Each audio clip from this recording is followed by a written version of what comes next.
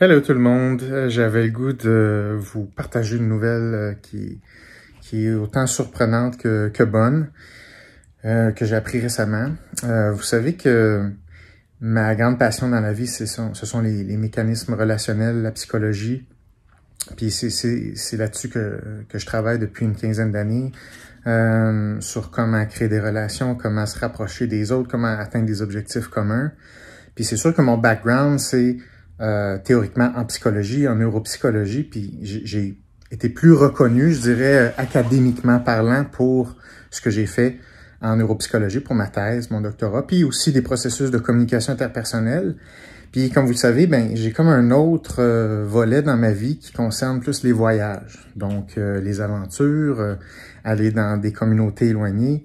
Et ça m'a toujours intéressé, ça fait je dirais presque 20 ans que je fais des aventures, que je fais des expéditions, que je vais voir des communautés qui sont reculées, qui vivent traditionnellement. Puis ça a toujours été une grande passion pour moi de communiquer avec eux, de comprendre leur culture, de comprendre ce qui motive une culture pour préserver des vies humaines. Et puis j'ai toujours considéré ce volet-là de ma vie comme l'espèce de seconde identité de moi, là, si je peux dire, mais jamais quelque chose de si officiel que ça. Et là, j'ai été contacté par l'université de Sudbury en Ontario parce que apparemment ils veulent me mettre dans un processus pour que pour qu'ils me décernent un doctorat honorifique pour mes travaux en ethnologie. Quand j'ai reçu ce courriel-là, je pensais que c'était un scam, honnêtement, parce que je me disais, ben, ça se peut pas, là, tu sais, je veux dire, à 37 ans, avoir un doctorat honorifique, ça a comme pas vraiment de sens, là. Je comprenais pas trop le département de géographie, d'ethno-géographie et ethnologie, tu sais, je comprenais pas vraiment le lien.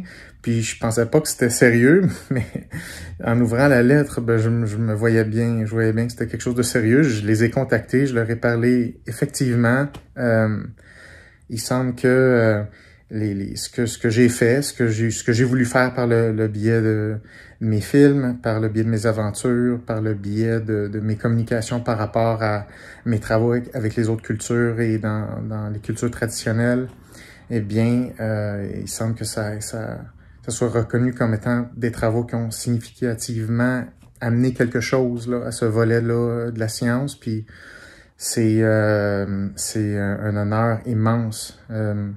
Ça fait à peine un an que j'ai obtenu mon doctorat en neuropsychologie.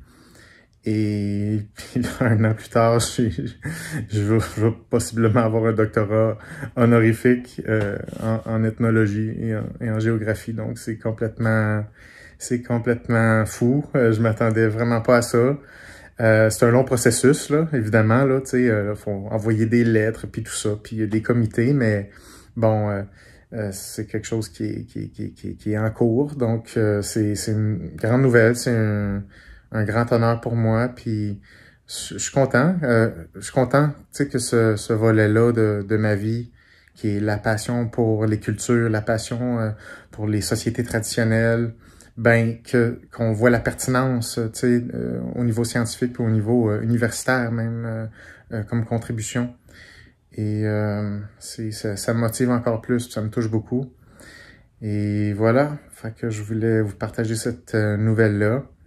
Et c'est sûr que, tu sais, je fais aussi le lien avec l'émission Tribal, que je pense que a touché beaucoup de gens et qui a permis de mettre de l'avant justement le contact interculturel, la communication, puis la relation comme étant une variable qui est universelle, qui est, selon moi, la variable la plus importante entre humains.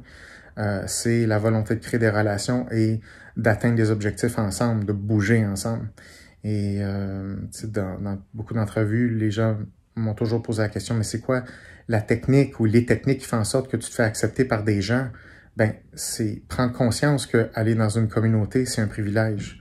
C'est comme je suis pas invité, c'est un privilège de ma part de voir ça, de prendre part à une communauté. Donc, c'est quelque chose que j'ai toujours voulu montrer aux gens que je rencontre dans ces tribus-là. Puis je pense que ça passe beaucoup par le non-verbal, ça passe beaucoup par l'attitude, ça passe beaucoup par l'écoute, et c'est quelque chose qui surpasse le langage verbal. Évidemment, le langage verbal, on en a besoin, mais je pense que c'est de voir, à part les catégories, à part les cultures, à part l'apparence, de dire, il y a des humains, on a plein de mécanismes communs, et c'est sûr qu'il y a quelque chose à faire ensemble. Il faut juste trouver comment on va créer la relation, puis comment on va poursuivre des buts communs.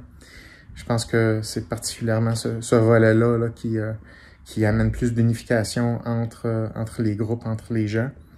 Et je suis très content de pouvoir unifier ou mettre un aspect un petit peu plus officiel et doctoral et universitaire à travers mes aventures et mes expéditions dans ces communautés-là, Donc, voilà, je voulais vous partager ça.